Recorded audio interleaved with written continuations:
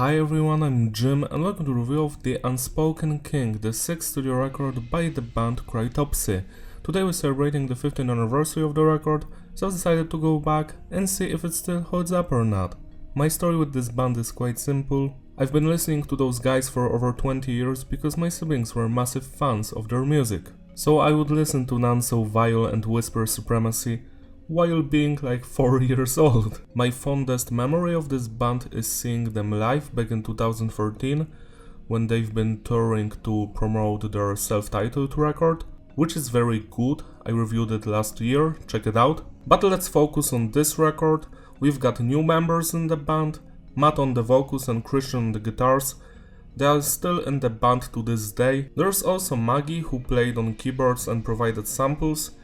This is the only record with her in the band. Alex the guitarist and Eric the bassist left after this record.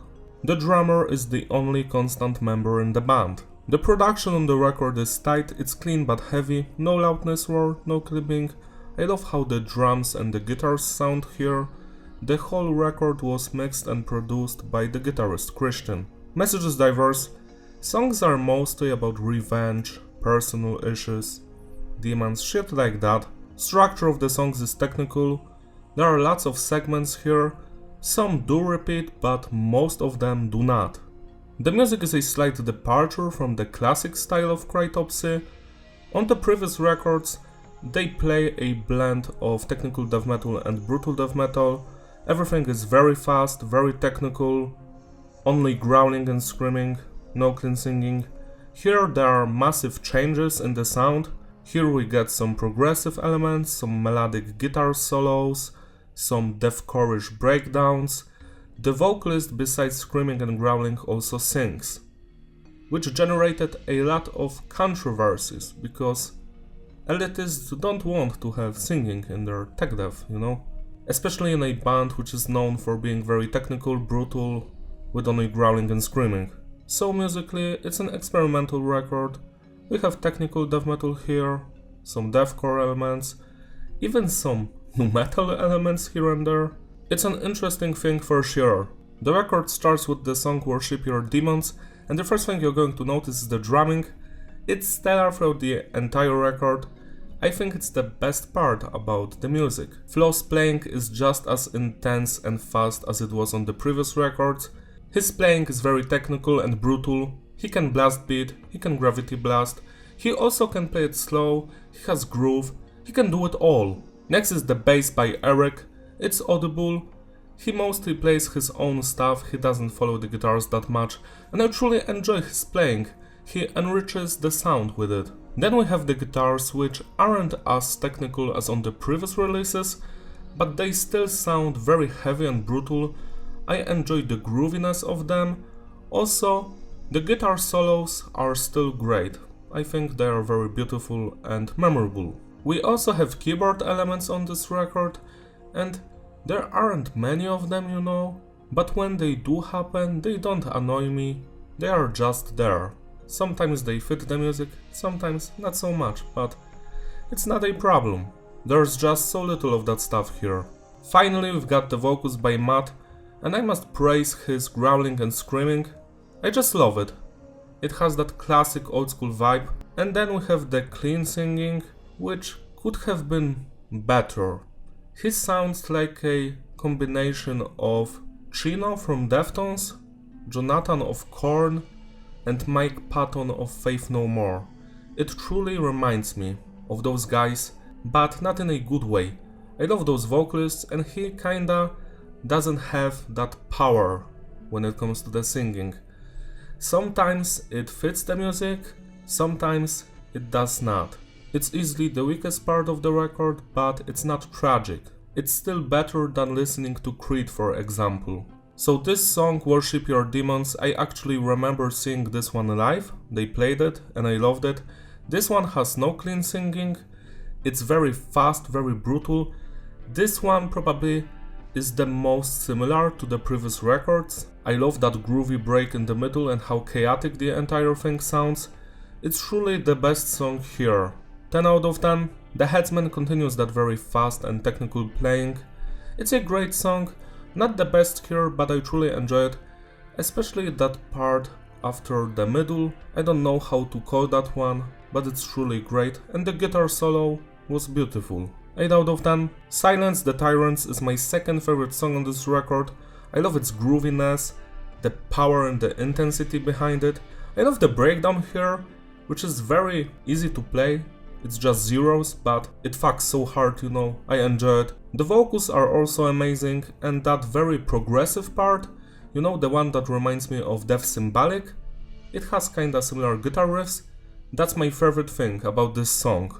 9 out of 10. Bemoan the Mortar. Now this one is actually interesting. It has some clean singing.